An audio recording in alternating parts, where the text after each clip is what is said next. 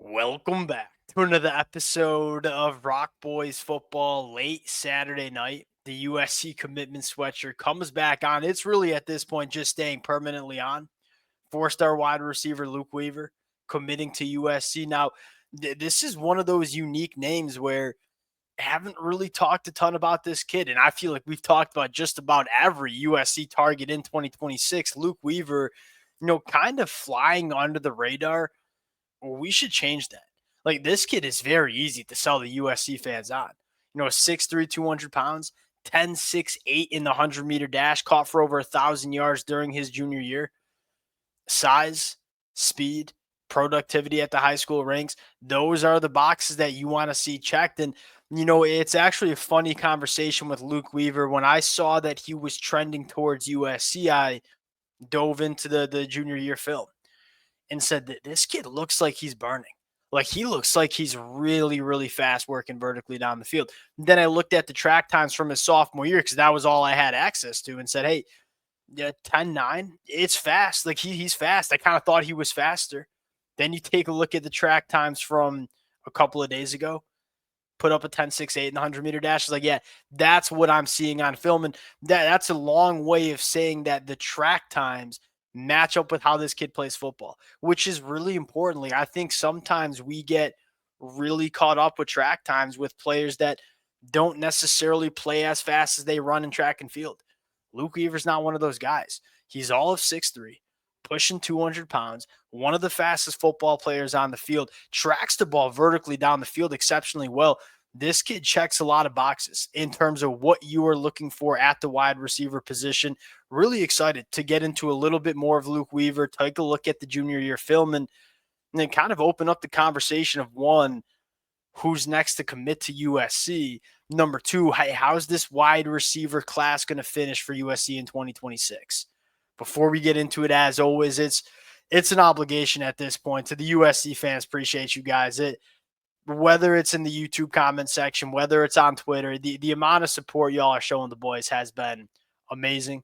Appreciate you guys, especially those who are taking time out of their Saturday nights, which I'm sure is much more exciting than what I'm doing, to take a listen to the fellas. Appreciate you guys. If y'all do enjoy the content, consider subscribing to the channel. I always say nothing I'd rather be doing on my Saturday night than breaking down a USC commitment.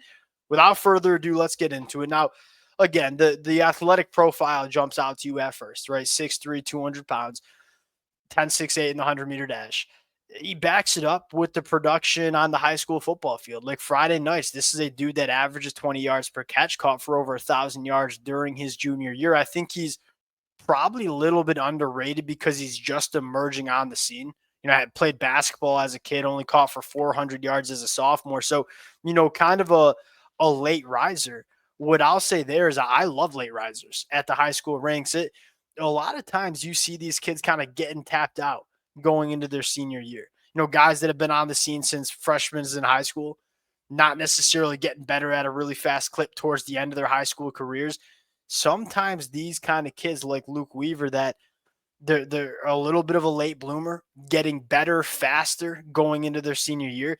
These are probably the guys that you want to bet on, because you get them on campus as freshmen, they're probably only still getting better as football players.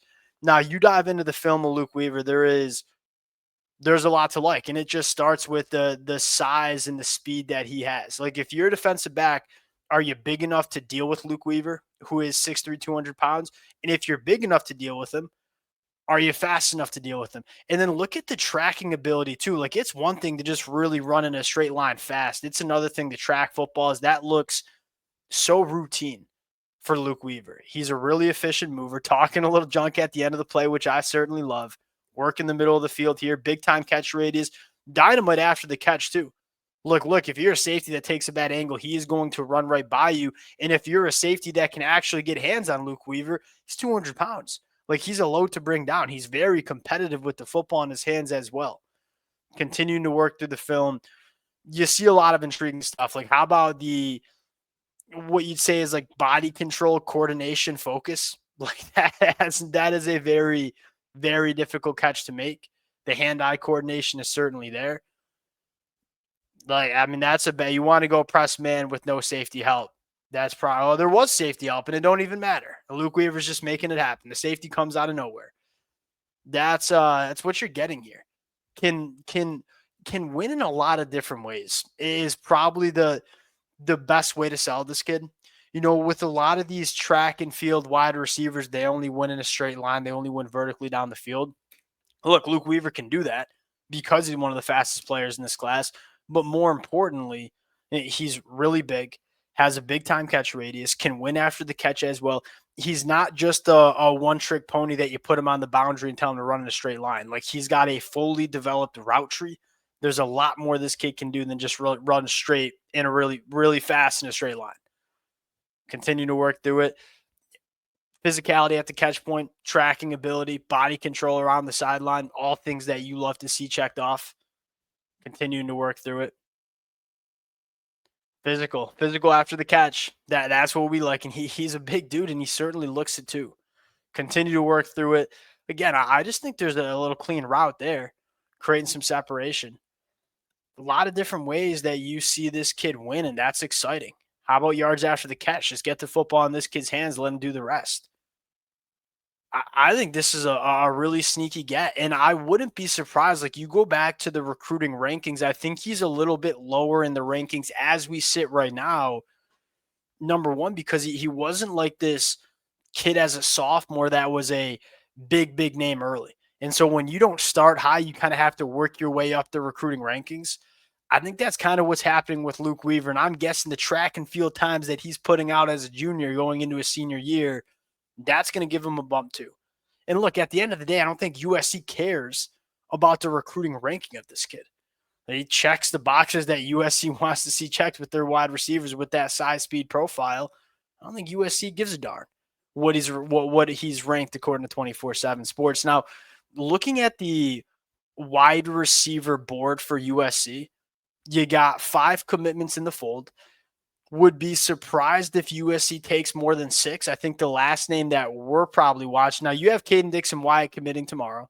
That sounds like he's probably leaning Oregon or Ohio State. I'm looking at Madden Williams from St. John Bosco. He's a guy that's committed to Texas A&M. USC did not offer early in the process. I believe threw him an offer about a month ago.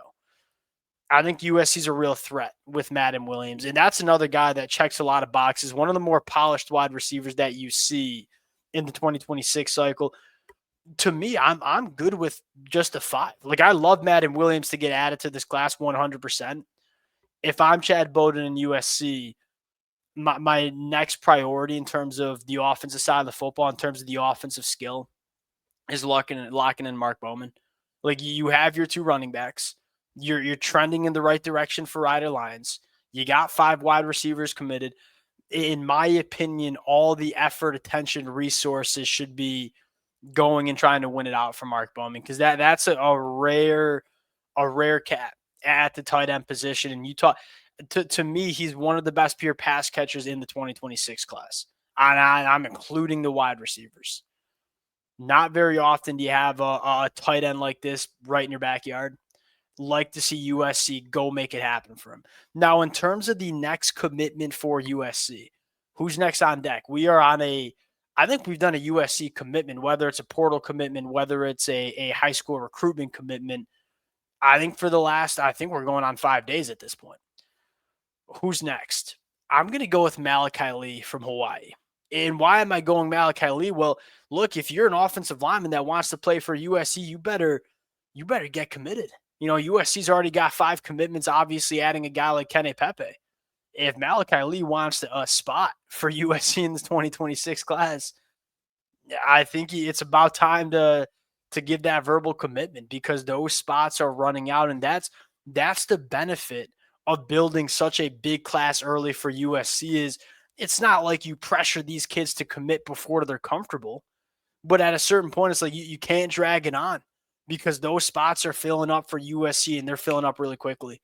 Now, Malachi Lee's a guy that I think USC would take his commitment anytime he wanted to give it. This one seems like we could be talking about Malachi Lee committing relatively soon for USC. Talona Illy at linebacker, another name I'm certainly watching. Really, really, really fun for USC, and a really sneaky good pass catcher in Luc Weaver. We'll pause it there.